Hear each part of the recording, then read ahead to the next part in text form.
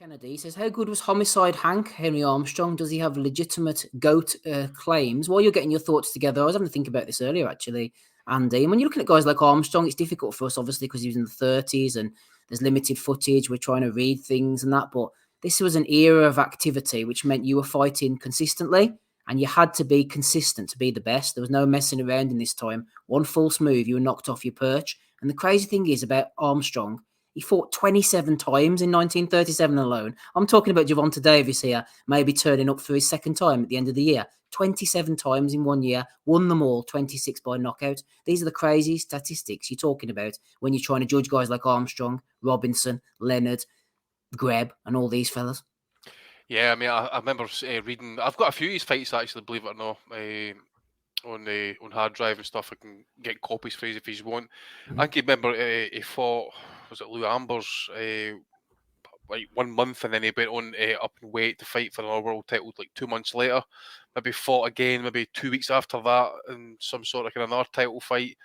These were guys like even Ray Robinson's era. Like these guys were fighting like almost every other fortnight. Didn't really need to train. They fucking fought to stay in shape. A legit fighter, mate. He is an all-time great. How high you want to rank him up for debate and that, but he was a non-stop high-pressure fighter. Threw loads of punches.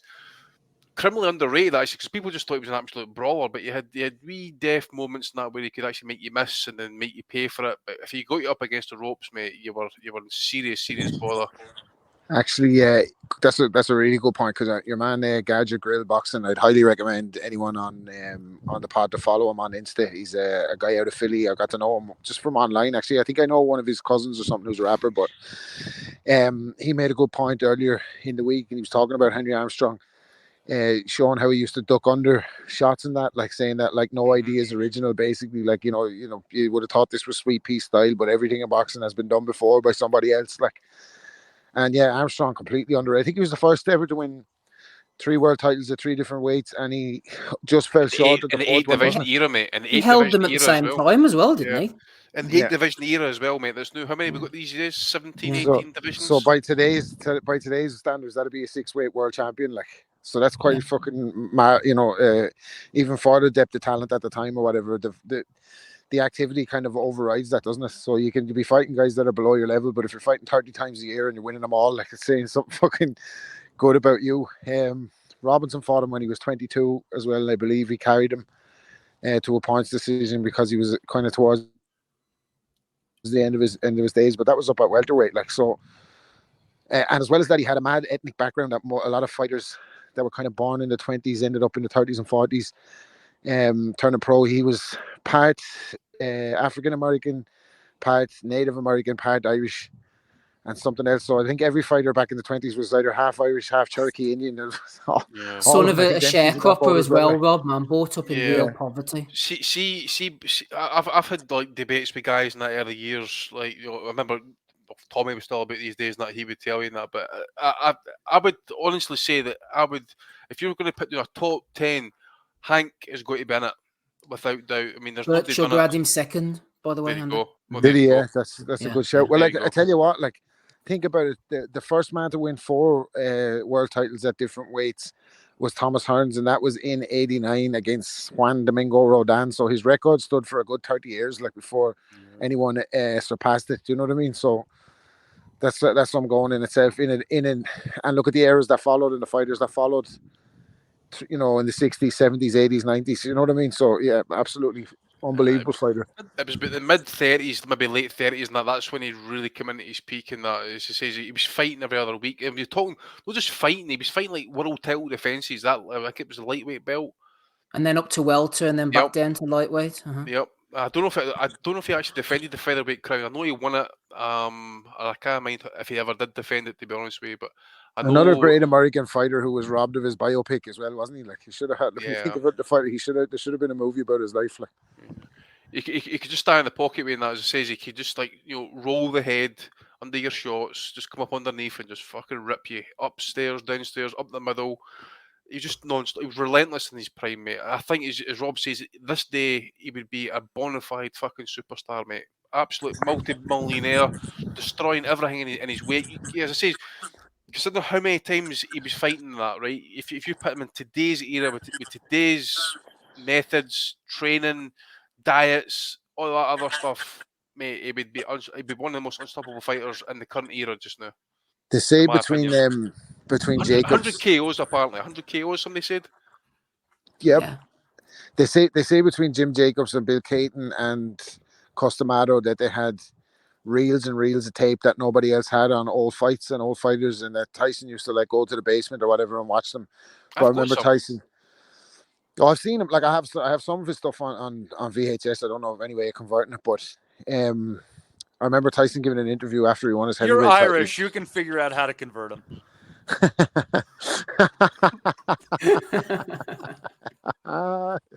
Brilliant, Matty. I'll give you that one. That was a decent one.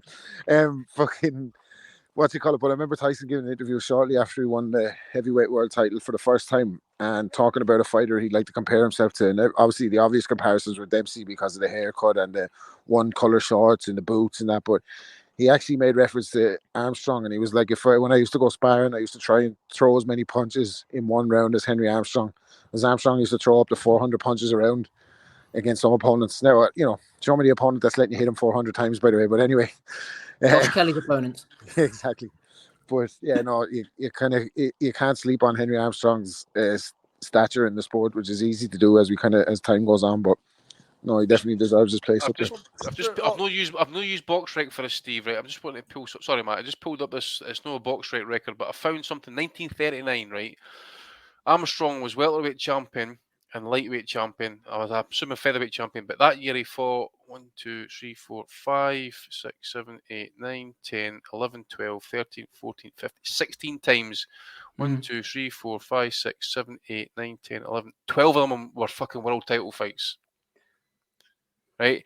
Fucking at least 1, 2, 3, 4, 5. 5 of them were in the same month. October 9th to October 30th, they defended the welterweight title fucking 5 times. Unheard of. That's crazy. It's mental. Well, there's only like what, about a half a dozen fighters that you can say have an argument for the real greatest of all time. You're talking Robinson, Sugar Ray Robinson, Ali. Hold on, let me list Robinson, Greb, Ali, Joe Louis, Henry Armstrong, Archie Moore. Oh yeah, Archie Moore. Yeah. You're reaching if you're fucking saying Archie Moore is the greatest. Like he was a great fighter, but I don't think he's anybody's top. Over Duran, mate. That's no Have fucking you happening. seen his record? He almost listen. Almost no bigger fan victories. of the old mongoose than me, but you have to call it like it is. He's not in the shake-up for greatest of all time. He's one of the greatest light heavyweights of all time. Absolutely. It took his time to get there as well. Remember. Yeah, time he went up in weight, he got smashed up, especially by heavyweight. But basically, you're saying he's in the discussion with 6, 7 individuals. I mean, that's uncommon. That's and none of them are Floyd Mayweather, by the way. And I say that as a Mayweather Bert fan. Sugar's got his critics now, but he's got him ranked 2. I said, my opinion doesn't really mean much, but it says I'd say top 10, right? So you're talking any order you want: Ali, Greb, Jimmy Wild, fucking Duran, Robinson, Armstrong. I'll put Leonard in there as well. You got Mayweather. You can't put Leonard in there. How can you know? You can't with 35 fights. You can't. What's that matter? Leonard in there. Robinson for me, I think Robinson. Robinson's number 1 of all time. Yeah. Nobody ever beat that record.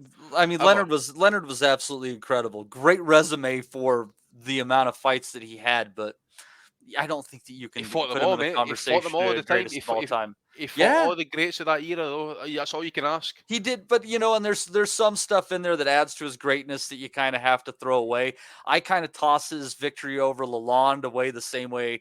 Well, that was a snide. That was a prime. That was a blueprint for a Money Mayweather move. That was because that was pure ego. Hearns had won the 4 titles, as we just said, and then in the same year, he brought Donny Lalonde down to a catchweight to fight at 168 for the 175 and 68 belt at the same time, and then claimed himself to be the first ever 5-weight world champion. So that soured it a lot, but still, aside from that, that's a PR move. Everything else he did was solid. Like. Yeah, that's why I kind of threw out one of his belts, like the way I threw out Pacquiao's 154-pound title. Like, you tell me how a 150-pound catch weight for a vacant belt against a fighter with very limited success at 154 pounds should count. I have won titles in X weight classes. It's bunk. You know, there's a bunch of bunk titles, but with these guys from Armstrong's era, there aren't bunk titles really. I mean, there were some funky things that happened, some organized crime crap. You know, you could get into that. But these guys were like legit titless, and there weren't sanctioning bodies and so much of this promotional shit. Like a lot of these guys, the man was the man. And to be the man in 3 weight classes simultaneously, that's fucking ridiculous. You know, I'd argue that under the Mafia era, fucking shit got done, fights got made. Not like this fucking era. At least they got the fucking fights made. If you signed with them, they got the fucking fights made. And people will tell you that Vegas was better when the mob ran it. You know, Nope. Team something to be said MTK. for it. Absolutely. Fucking A. I think just to close out, Kaiser Koba makes an interesting point. He said, I think Armstrong's heart was a third larger than average, which helps his excellent cardio. For anyone who hasn't seen his footage, that really exemplifies his style. It wasn't always the most pleasing on the eye, I don't think. But as Andy mentioned, he swarmed you from the first round. He rolled shoulder to shoulder, fought on the inside. It was just non-stop pressure. Yeah. You needed to be in top physical shape, Andy, as we close here, just to compete with that pace. If you were going to beat him, you had to try and match his pace. Teddy Atlas said it before. You couldn't do CompuBox stats. People's thumbs would be falling off. Yeah, well, it says if he didn't knock you out, then he was going to batter you all the way to the fucking 15th round. I've got copy. I just pulled up my hard drive. I've got the fight of 2 Lou Ambers fights, Barney Ross, Baby Arzmenda. I've got Serfino Garcia as well, I'm sure. That was the middleweight one, wasn't it? I think Yeah, when he moved up. yep. And I think I maybe have a Lou Jenkins fight in there. I've not got the Fitzy fight, who was a real dirty fighter, if I can recall properly. But look, legit world champion. As he says, it was absolute all octane action. You had to be absolutely at your best to keep him at bay. Not always pretty, not always the prettiest on the Not eye. always pretty, Yeah, but he was specifically underrated by us. His ability to try and sway shots, roll under him. Maybe wasn't great to watch in the kind of early half of his career, but as I say, he's running about the mid to late 30s, probably in the early 40s, and that's when he came into being. As I say, his record speaks for itself. 149, 21 and 900 KOs. That's just fucking. How bad is it, right? That with all the footage shot and all the fucking advances that we've had in technology, that they can't fucking restore the old fights to let us see them in 4K HD, HBO style fucking pay-per-view, high definition. It'd be amazing, wouldn't it, if there was some breakthrough? Because boxing fans don't pay for shit. Do you guys need examples?